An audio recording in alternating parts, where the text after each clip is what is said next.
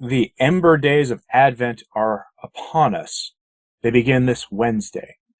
And every year, or every season, the Ember days always creep up on me, catch me by surprise, and I'm unable to do a video on how to do the Ember days, but not this time. So finally, I'm going to tell you about the Ember days just a little bit.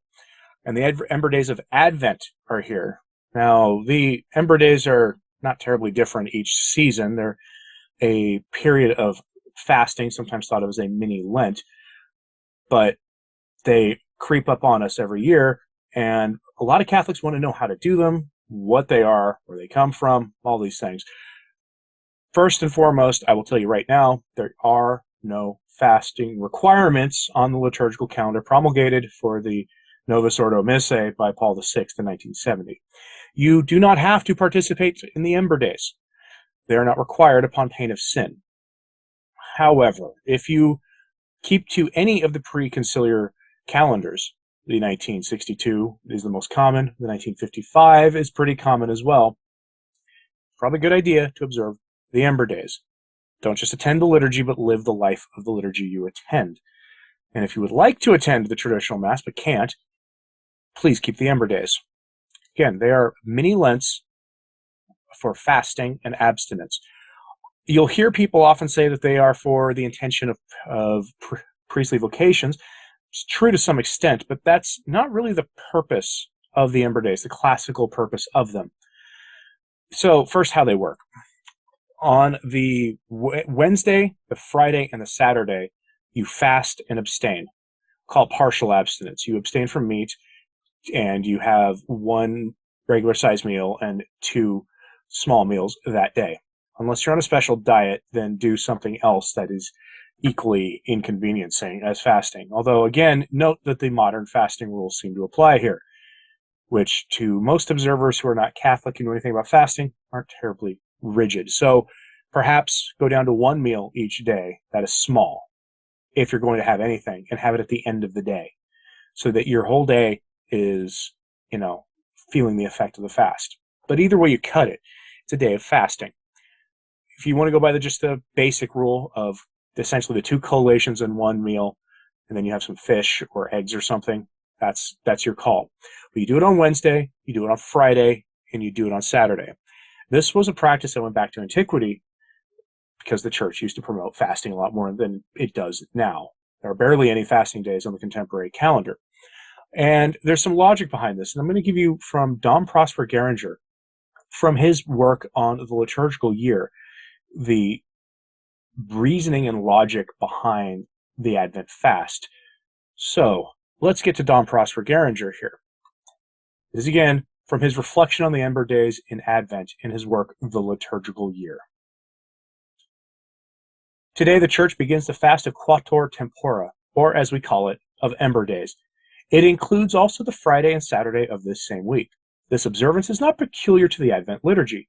It is one which has been fixed for each of the 4 seasons of the ecclesiastical year.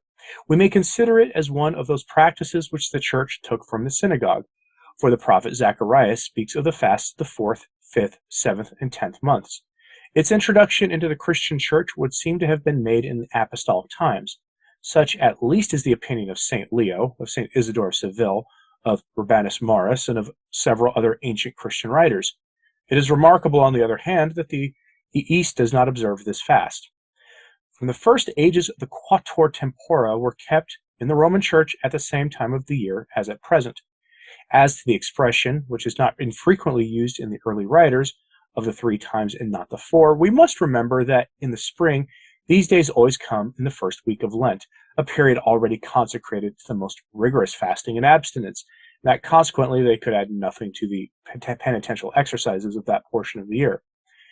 The intentions which the Church has in the fast of the Ember days are the same as those of the Temple, namely to consecrate to God by penance the 4 seasons of the year.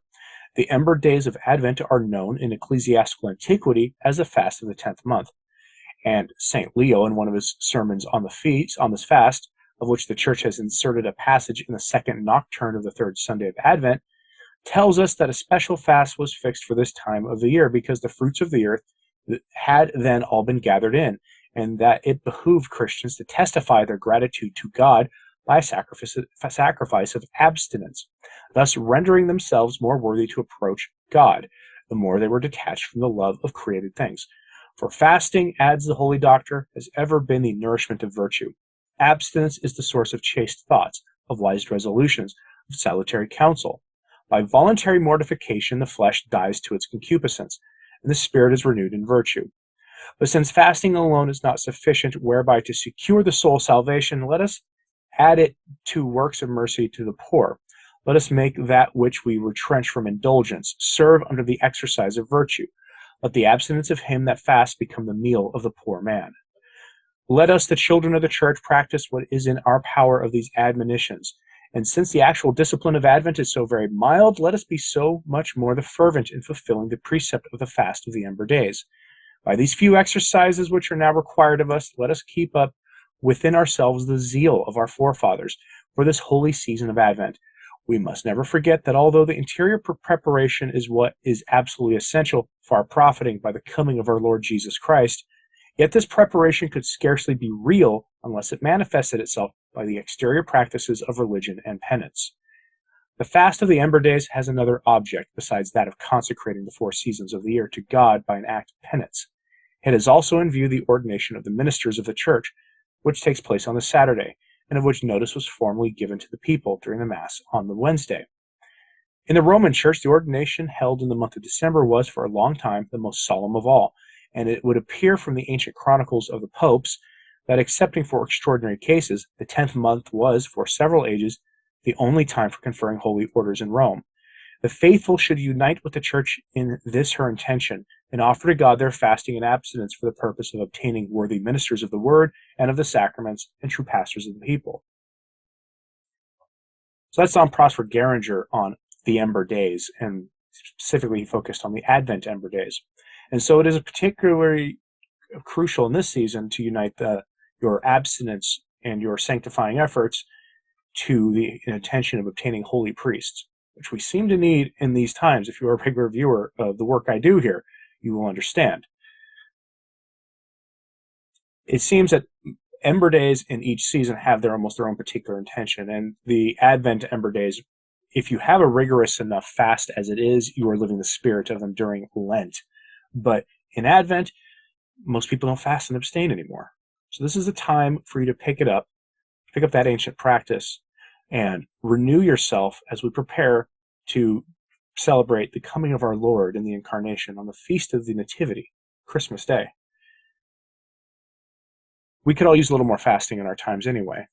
How many of us wrestle with sins that we wouldn't want to talk about in public? How many of us go to confession for the same stupid things over and over again? How many of us need to mortify the flesh, whatever the sin of the flesh is that we find ourselves in? That's most of us, folks. That is most of us. Just ask sometime priests what the kinds of things they hear in confession. They'll tell you the kinds of things without identifying anybody. It's not good out there, folks, and fasting is the way to mortify flesh. All the great minds of the church have said it. All the doctors and saints say it. Maybe we should listen. So this coming Wednesday, 1 meal, 2 snacks per day. Same with on Friday and Saturday. And if you don't have a special diet, then try to keep it to fish or eggs that day if you can.